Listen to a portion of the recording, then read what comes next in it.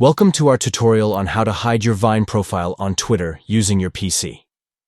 Let's get started with these simple steps. First, click on your profile image located at the top right corner of the screen. This will open up a drop-down menu where you can access your profile settings. Next, locate and click on the Edit Profile button in the top right corner. This will take you to the section where you can customize your profile settings.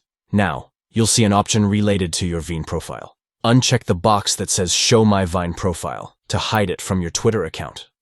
Finally, don't forget to click on the Save Changes button to apply the new settings and ensure that your Vine profile is no longer visible on your Twitter account. By following these quick and easy steps, you can maintain your privacy and control over your online presence. Keep your social media profiles organized and tailored to your preferences with just a few clicks. Thank you for watching, and stay tuned for more helpful tutorials on managing your online accounts.